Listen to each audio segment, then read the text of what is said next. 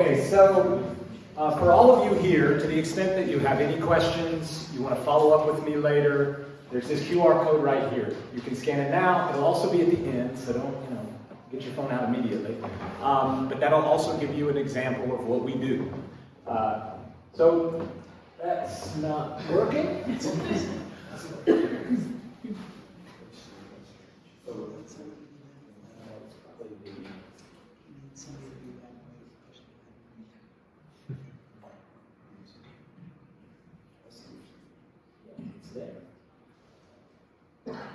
Okay, that's weird as well. You can see the picture here. If you would help for me.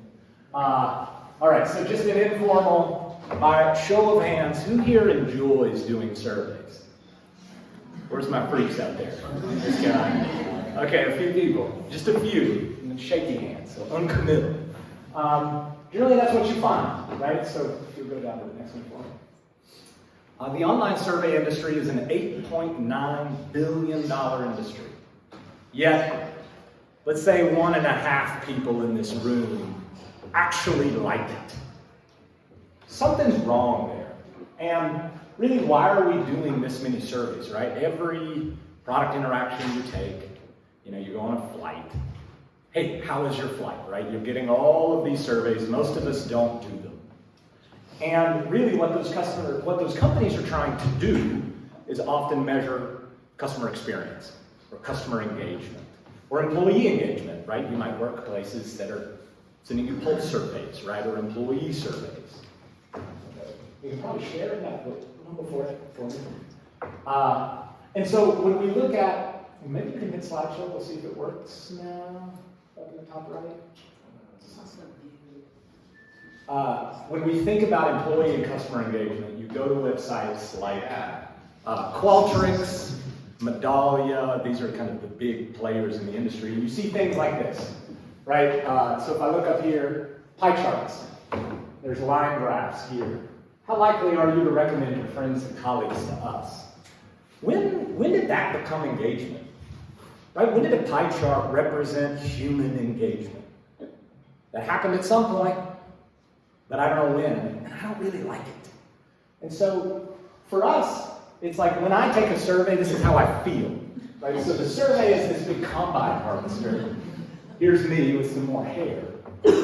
Because it feels like all a survey wants to do from you is take. Take, take, take, take, take. I'm going to harvest you for as much data as I can get out of you until you give up crying in a sad heap on the ground. Or it feels like, hey, I filled out this survey, and it's like the printer, it just prints out and drops it in a trash can, right? And there's a lot of videos you see where people will be like, no, we read every comment. It's like, yeah, sure, right? Like, I don't feel like I'm heard or seen in any way. And so the way,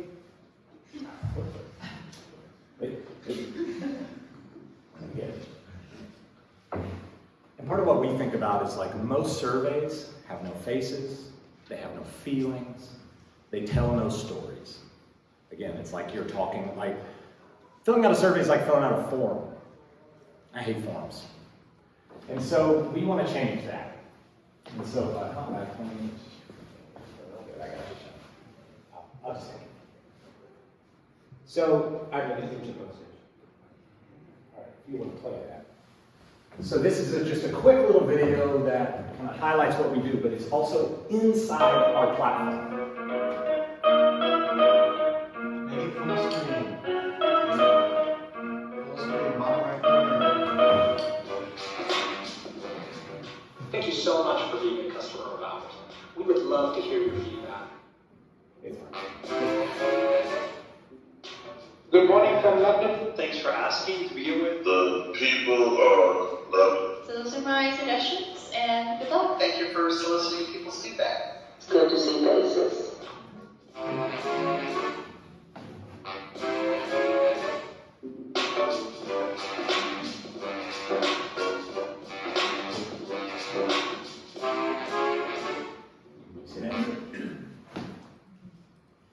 So if you'll hop back to my presentation. So that's just like a quick, super quick overview of what we do. And if you hit next here, Sean, just so you can, I'll show you guys. right here. You see my hand over here. So, okay, never mind. Let's not worry about it. Go up to the 1 million cups presentation tab, top, at the top. Sorry, guys. Another PowerPoint guy. Look how easy it is to schedule a demo. And so let's move on to the next. And so really for us, how we got here, it's really a tale of two pivots. We actually started out as HR data solutions, which is such good branding. And we were focused on intelligent hiring. So this was doing personality tests, taking performance reviews and trying to correlate to your existing employees, to people who are hiring and saying, hey, did this person match your profile? And as a part of that, we built a performance review engine. And we said, hey, it'd be cool if we could do asynchronous video performance reviews. And so we built it. And then we were like, oh, wait a second. This is actually really cool. And so let's build this. And so we tore that product down and built something entirely new, launched a company called LoopingBack back in January 2022. It was built primarily for internal communications. So for like CEOs to send out their message to their employees, get feedback back from managers to send things to their teams, and build this more asynchronous video communication. We did that for about 8 to 9 months and found that HR is really hard to sell into. Maybe some of you experienced that. And so we went to a conference back in September of 2022, HR Tech Show. Didn't have a single HR person come by our booth, which I think was more the show, not our booth. And so we ended up walking around talking to sales and marketing people about what we did. And there was a lot more interest there, and said, you know what, let's pivot. And so we pivoted the product. We changed a lot of the sort of internal mechanics to focus more on outbound type surveys. And so that's where we are today. We'll move down one funnel. And so our current go-to-market, so and I call these experiments because we're not really sure, is we're going after kind of 4 things. One is product companies. So product companies who want to connect with their customers. Generally, they have like an ambassador program. So not somebody like, say, Nike, whose ambassador is like LeBron James, right? We're looking for more someone who needs influencers, needs networks to help lift their product up. They're selling to millennials, Gen Z. They're in the middle of universities. So the University of Iowa is actually a client of ours. They use it to send out weekly reflection prompts to their students. So their students respond in video, and it's things talking about social justice and equality. Next, we're going after videographers. So you might recognize Jared Kay here, if any of you are familiar with him at Amplified Media. We find that videographers are kind of an easy path for us because they're already selling video, and we're providing just a better distribution method for that, or a way to get more active engagement on that same content. And then lastly, one we're kind of taking a little bit of a flyer on is kind of government.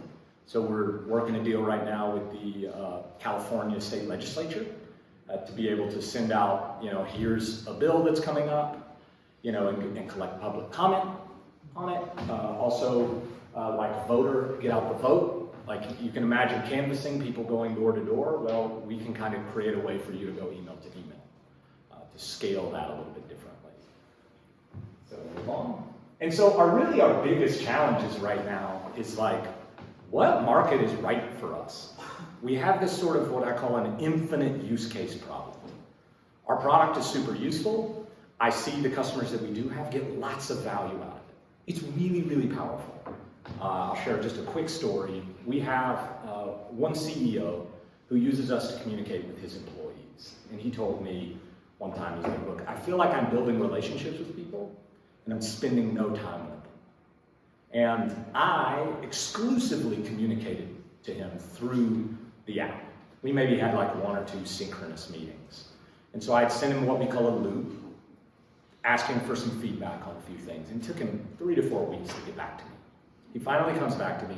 He's like, hey Zane, I'm so sorry this is taking me so long to get back. My father-in-law has cancer and it's not going well. He's like, I found out I had cancer last week. And I was like, geez, That he's like, I'm gonna be okay, everything's fine. But I sat back from that moment, feeling like, wow, like he shared some really personal stuff with me. And he never, ever, ever would have put that in email. Ever. None of us do that. Right? But here it's like he felt comfortable enough with me, and I felt comfortable enough with him through the medium of asynchronous video. And so it's what to me is so compelling is that we're building all these relationships, but we're not having to invest all this time in coordinating and getting together.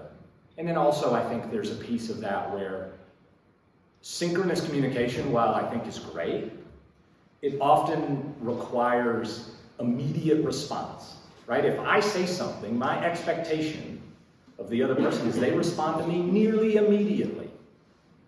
But not everybody thinks that fast. I'm sure some of you have walked away from conversations or woken up the next day and been like, I wish I'd said this. I wish I had this idea then. And so that's part of what we want to capture, right? For those of us who think a little bit slower, that's okay, right? But maybe we think deeper. And so this is about having those more deeper communications, having slower communication, because sometimes there's benefit in that, right? Instead of email, it's Slack, where it's like, it's also asynchronous, but we don't perceive it that way, right? I want a response to this as soon as possible, right? I'm interested in the speed of the response, not the quality of the response. And so that's what we do. So we're about scaling personal connection. For product companies, we want to help turn customers into promoters. And that's through building that human-to-human connection, right? We're all humans. We want to see other people. We want to do business with other people. And that's what we're really focused on, right? It's sort of bringing that relationship to the front. So yeah, that's our business. There's that QR code if you have, please scan it. If you don't feel comfortable asking a question in this big group, scan this and you can ask me directly. I'll get a notification, I'll respond back. Or if you wake up tomorrow and we're like, oh, Zane, I should have asked this, or I should have said that, or I'd like to give him this feedback, that's available to you. So. All right, hey Zane, thank you very much.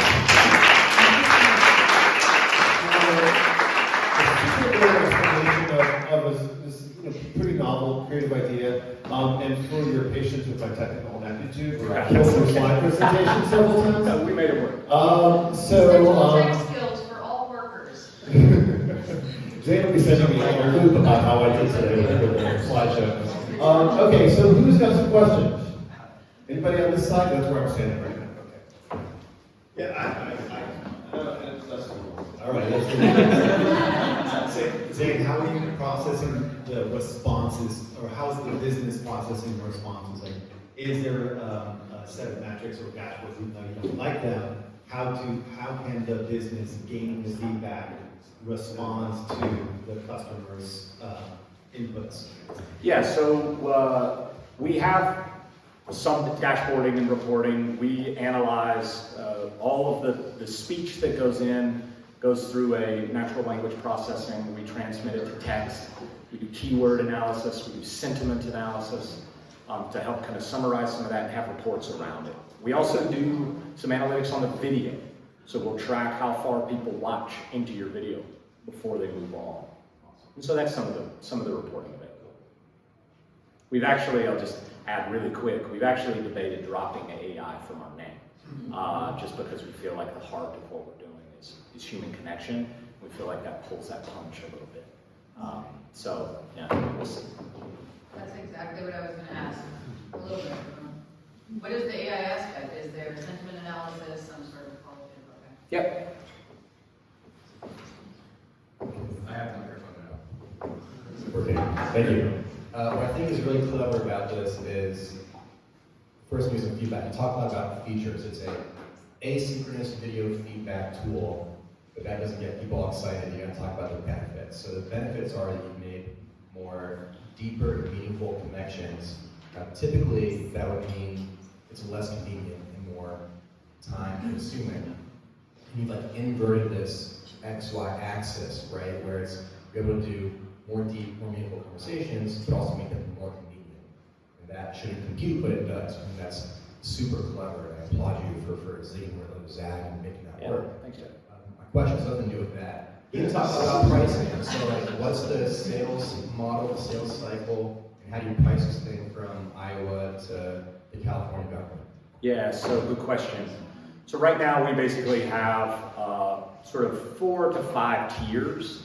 Those are basically metered on how many active loops you have going at any time. And so think of an active loop as like a survey that's available to be responded to. So we have a free tier, so you can have one active loop going basically for as long as you want. So, if you have a small business and would like to, like I have on my business card, it's a QR code, you scan it, it's a video from me, I'm smiling, very handsome.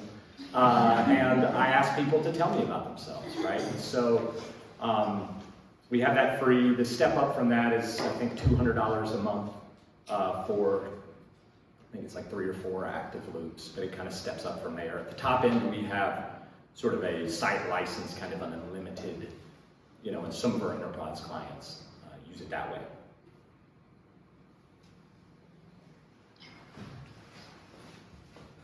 Hi, thank you. I have a question about responses when people are being seen. Do they act differently than if they were to just type in a response? Are they more authentic? Are they more true? Are they kinder because they're actually being seen?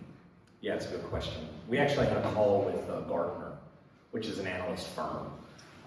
And we got asked the question, which is similar, about like, hey, does this cause bias?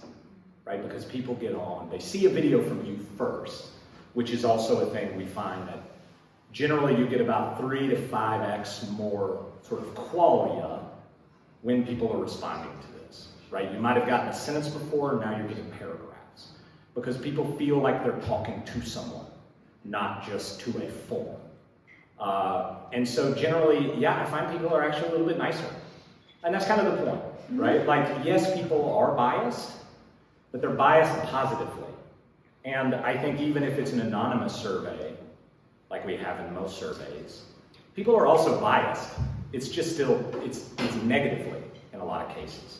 And so for us, it's about like, I would rather somebody walk away from a survey feeling better about my brand and feeling closer to my brand than I would me sitting back and being so happy that my data science is great or something, right?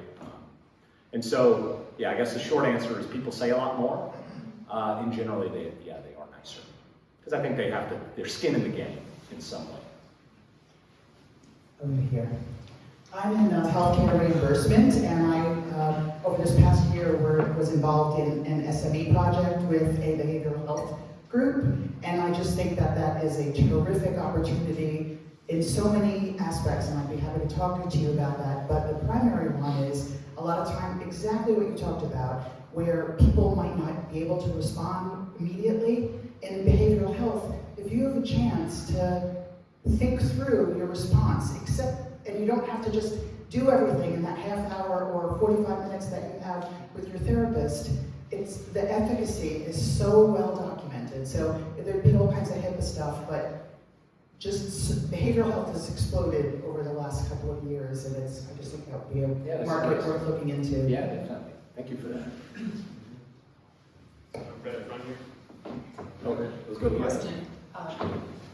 Product placement. So I'm hearing surveys such as National Promoter Score, people that are implementing that, and then in the public sector, so I have C-suite experience on the public sector. Fantastic. I mean, but there are so many. I mean, this is really amazing. A couple of questions. Can you then consolidate all of these videos for additional marketing material? Not automatically. But it can be done. Oh yeah, absolutely, it can be done. Yes. Got it. Okay. And then, from product placement perspective, is this more like teams on an enterprise schedule when you talk about CEOs or state of California, or which Gartner quadrant would you be? Generally, it would be like voice of the customer is like one of the kind of subject areas for Gartner. That's who we were talking to when we were there. Kind of customer engagement or customer experience is generally where we sit in those cases. Now, if we're more in that internal comms use case, that changes a little bit. We're probably more competitive with like a Teams or Slack. But again, we didn't have much success in that market. So even though I think there's a lot of power and value there. So you didn't have it in the Teams market? No, not with our list. Quick tip on using the microphone, you want to have people like a rapper. Okay, was there one other? Okay, yeah. A couple of questions. The first thing is, I actually do surveys because I'm in public health, so I understand the value of getting information from people. And if I have the time, I do it because there's somebody out there who's like, oh, thank God, we finally got a response. And so the question is, I understand I'm going to use the example of like the University of Iowa. It's a capital audience, it's the students. Yes. But if it's Amazon and they're sending it out, and I really hope you nail them because that would be awesome. What happens with the data? Like sometimes I don't want to respond to surveys because I'm like, is this going to compel them to send me a lot of emails? And as it is, I have 12,000 in my inbox. Right. So, and I just don't have the patience. So that's the first question. And the second question is, how is this different than, say, Marco Polo? Is there a conversation? Can you go back and forth? Yeah, good question. So first, to answer the first question, which was, what do people do with the data? Yes. Ultimately, I don't know, is the short answer, right? The companies who work with us do what they want to do with it, right? We don't have any kind of control necessarily over that. Now, generally, we recommend our customers put if they're asking for things, especially for marketing purposes, to then add a question, like a multi-choice question in. It's like, hey, are you okay if we use this for whatever? And have some more opt-in mechanics. Secondly, how we're different than Marco Polo. I would say the biggest thing we're different about Marco Polo is ours is more about one-to-many communication. Generally, where Marco Polo is more about me to you and us going kind of back and forth asynchronously. I think Marco Polo is really cool. Yeah, I really like it. But ours, it's hard to kind of do that sort of interaction in Marco Polo. Like if I'm a CEO or I'm a brand leader at a product, I can't use Marco Polo to interact with my audience necessarily. So it's just one back and forth. There's not really a conversation. Yeah, there is a way to kind of thread it out. So like if you reply to mine, I could kind of reply to that and build sort of a thread from it. So yes, you can do that, but it's not, and again, Marco Polo is an app, so you get notifications and all this is built in where ours works in your browser. So we don't require any kind of download or things like that. Hey. Great stuff. Just real quick, I was wondering, if you have like a top 3 target market, for the product. I mean, what you're doing really, I think, could help with surveys. I would far prefer to do a survey like this, than just the inbox stuff. I never do them, but I want to do them. But I don't know. I think it's real. I think definitely you're on something. It's gonna be great to see where you go. But just wondering what the 3 or so top, leads would be. Yeah, I would say right now where we're having success is when we're reaching out to companies, like the people who have content in their title tend to be better sources for us, like in the videographers, definitely. I think that, some of that is again, that's what we're trying to find.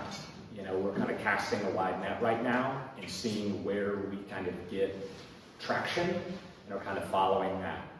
So I wish I had a better answer to that, but it's sort of the state of our company right now. I have a little question. Some people are camera shy.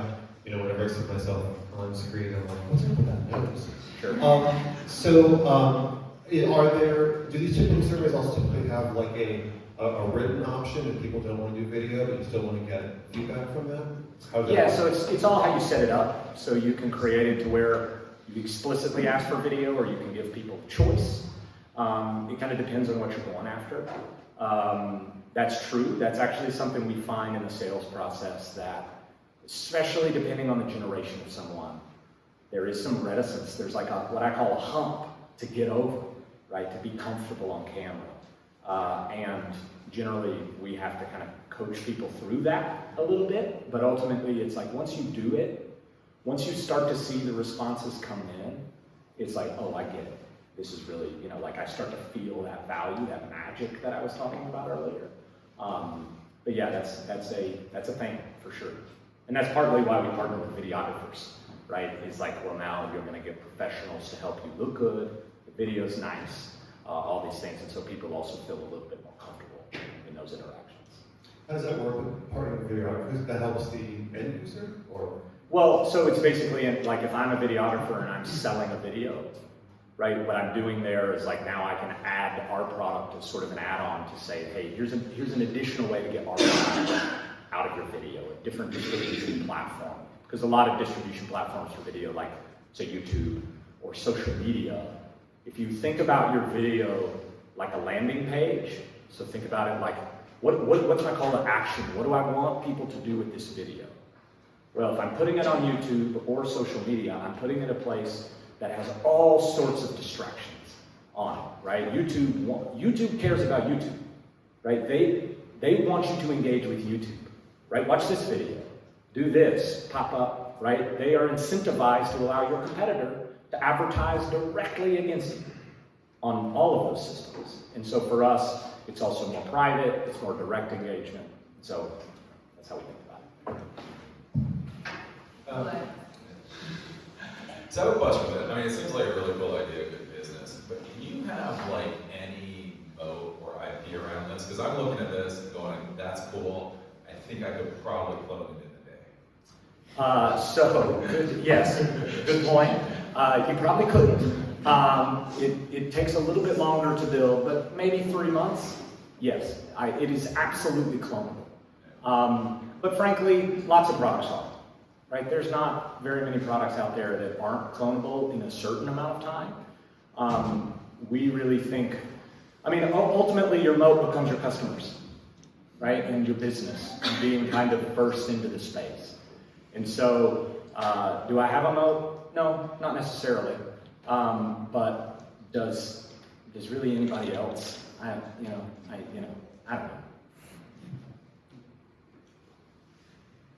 Hi, looping back to the bias question and also to your point about like feeling uncomfortable. If you're really wanting a true survey, I'm thinking especially in a government context, like who's gonna put their face on camera and really let loose on what they really think? Like, are you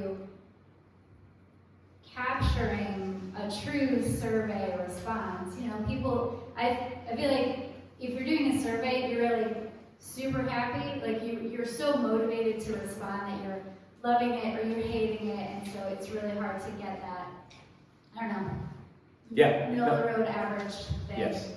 So I'm just curious, like you mentioned in the university context, they're doing more like a daily, I don't know like a sort of thought prompt. Yeah, that's kind of different than a survey. For sure.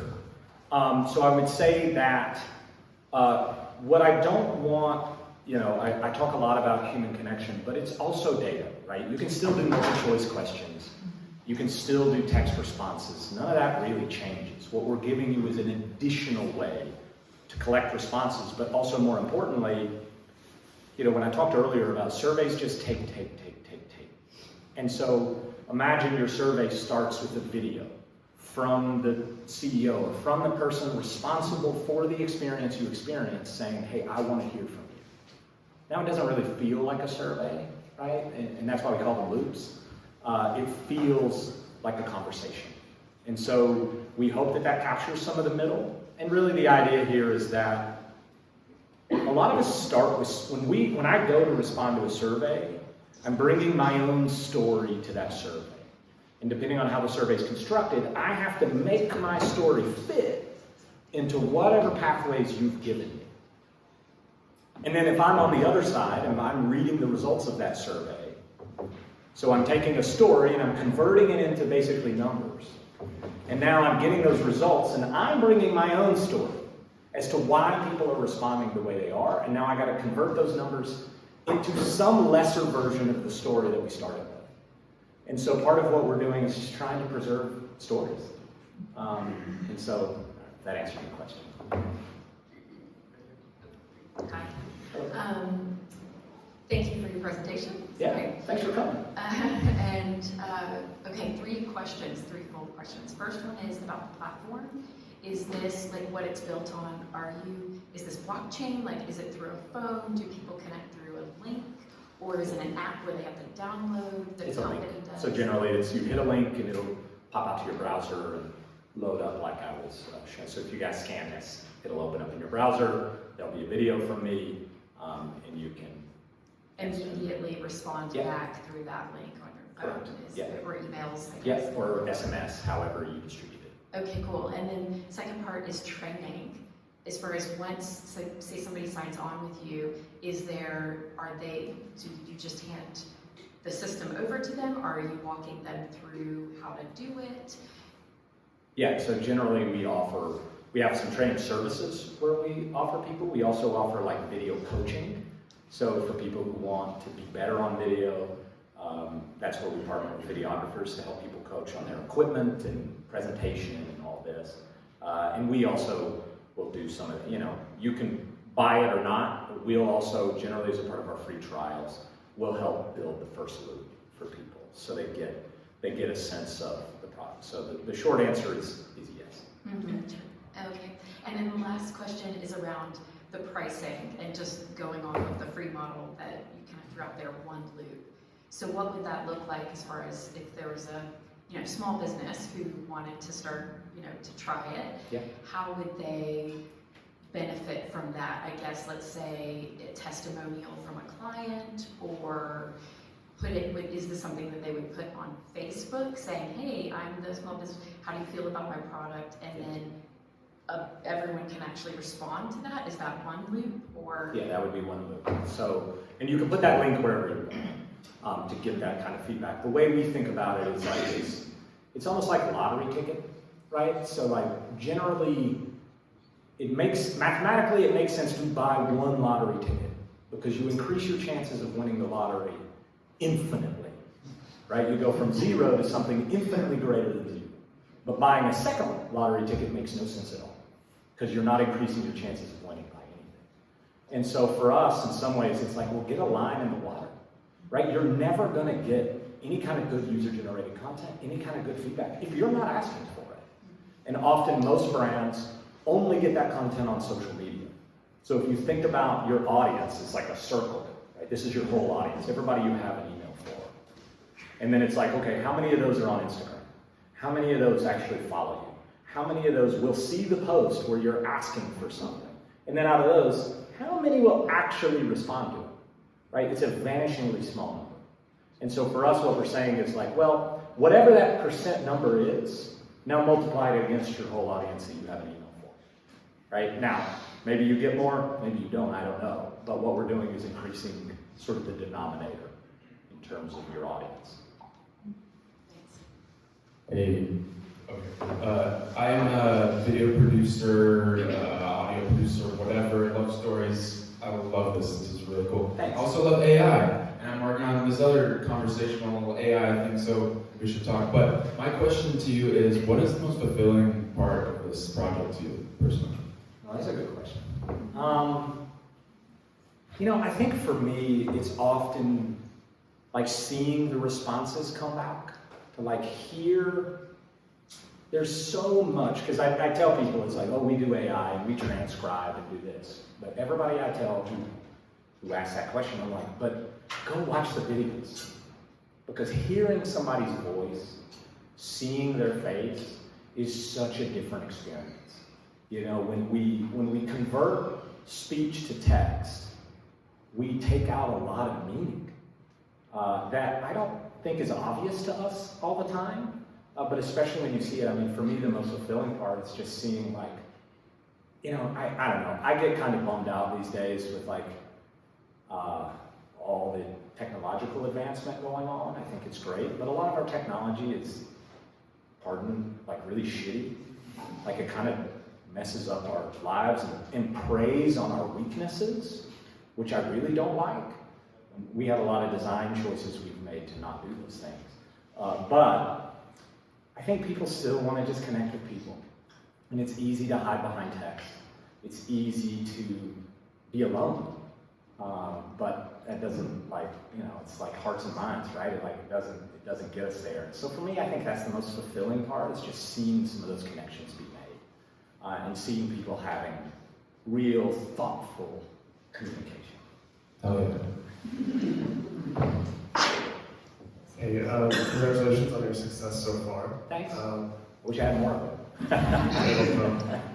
I want to talk about you said one of your challenges right now was this use case infinity spectrum where you feel like there's a lot of different ways you could go. And I wanted to lean into that a bit because one thing that I'm hearing you say a lot is this aspect of community engagement where you said the interview, like the user interview with your CEO is like building relationships with his community instead of, maybe the customers. It sounds like the university where you're having a lot of product success also seems like community engagement. So I'm curious how you're thinking about that use case and like communicating the product, because just what I'm hearing you say seems very much like this seems like a really successful way to increase community engagement. And as a tech founder as well, I know just from a product strategy, like heads of companies really need to engage their community. And it's difficult too, because it's like, what do? Do you set up a Slack channel and message your customers? Or like, but you want to talk to them more as like a community building exercise instead of like just a one-off user interview. So I think that use case of community engagement and less of like, let's do a customer survey, there might be something valuable there. So. Yeah, I think you're right, and I think when we look across our customer base, I think like that's everyone who's bought it, that's sort of the nugget at the middle of all of it. I think the struggle for us is sort of like how to identify that, like broad, like where do I go to mine for that, right? And we find even like, say, product companies, it's like you can do product releases this way. Have your product manager on video saying, hey, here's this release. Here's why we did it. I want to hear from you. Because lots of us do newsletters. Well, why not do it this way? Now your audience can actually engage back with the content you're putting out. And so the idea being that like we do a lot of shouting in our marketing. We do a lot of like, I'm telling you things. But if people want to reply to that message, where does it go? Can they? It probably goes from no reply at wherever, right? And so for us, it's sort of changing that concept. And really, there's a behavioral science piece of this where, if you've ever been to a restaurant, most of you probably have, and if they leave mints with the bill. So scientifically, people are more likely to tip more if they've been given something first. There's some kind of social obligation that's created there. And the idea is that partly with us is like, yeah, I want to give you something first, right? And maybe that's a video from me. Maybe that's not as good as mints. Maybe it's better. I don't know. But the idea is that I'm giving you something first, and now there's a bit of social obligation there to respond back to me, rather than, just asking a question, right? If that makes sense. So, thanks for that question. All right, I got a lot here. I'm a marketing agency and I'm a CEO, so I can tell you that I can see 1,000 different use cases. So number one piece of advice is pick a niche and go into it deeply so that all of your messaging resonates with that particular use case. And I know you have many, and I have been a generalist my whole life, so I understand how hard it is to pick that niche. But I think you can pick a niche and then slowly add to that versus scaling back, because if you aren't selling to one person, you're selling to too many. Yeah, and you're not seeing for sure, yes. Number two, marketing agencies and PR agencies. We regularly get paid $30,000, $40,000, $50,000 to buy ads on social media to go directly to a survey for different municipalities and government organizations. When they are building a water pipe, when they are instituting some new bike lanes, we are the people they come to buy the ads to take their monthly survey, which they don't even pay for survey money. Right. It's the free version. Yeah. But we would be the ones we are usually responsible for digital enablement of these organizations. And so marketing agency or a PR agency, we get hired to do that work versus the municipalities or government organizations themselves. So it's a target market for you in many ways. Yeah. That's all. That's a good tip. Thank you. Yeah, I'm hearing a lot about specificity and how, in our culture, everything is so binary. It's like, do you like it or not like it? This is a good experience or not? So I guess I'm thinking, I don't have any big ideas as far as market, but I'm thinking about like when I'm on the phone with someone from a phone company, and they want me to stay on and say whether I had a good experience. Sometimes I think about a specific interaction in that moment that I want to share, or like so I'm thinking like products or service companies that want to grow and want to know the stories of people. And so I don't know, like thinking about the space and where people would want to and really care about a specific story and not just whether I liked it or I didn't like it. So that was just my thought. I really like the idea of where you're going and, community building, but also trying to get things moving more towards the nuances in this world versus, Well, I think, like it or not like it. Yeah. like the world's in color for a reason, right? Like we talk about things being black or white or gray, but it's like there's color. Right? And we were working with a company called Taxa Outdoors. They're an RV manufacturer. I have one of their RVs. And they sent out an NPS survey, Net Promoter Score, 0 to 10 kind of thing, and I responded to it. But then it's like, anything else you want to tell us? And so I was like, if I was typing, what I would have typed is, love your product, your underbed storage is hard to get to. That's all I would have typed. Because typing is like a mental freaking exercise, right? Like you have to, it's my grammar, how this can be interpreted. There's all of this meta work that goes into when we're typing. But I also sent them a video. And I was like, hey, I love your product. I was like, check out all these places we've been. I showed them the stickers on my door. But I have one thing I want to show you. The underbed storage is really hard to get to. And I go around and I'm like, look. And I like lift the thing and I'm holding it with my head. And I'm like reaching in. And it's like, this is how hard it, and it's like, to your point, it's like when we talk, we don't edit ourselves in the same way that we do when we type. And so that's part of the reason we get more information from people, is because you just kind of run off the top of your head and you share more. And so, I don't know if that is... Totally. Okay, final question, I think that's what I've been told. I'm about to take this conversation to maybe a negative and weird place. Let's go. Anytime that you bring video into the world, you open the door for people to do weird things with it. And your AI prepared for somebody to give a lovely person who asked a mental health question something that they were not consenting to see that day? Yeah, so the short answer is, are we prepared? No, we're not. Yeah, maybe. We do some analysis to look for inappropriate words. So if people say things that are, I don't have anything to look for, genitalia or something. But that's, that is a risk. Something to consider. That is a risk. That's a good question. All right, let's end on porn. Thank you very much.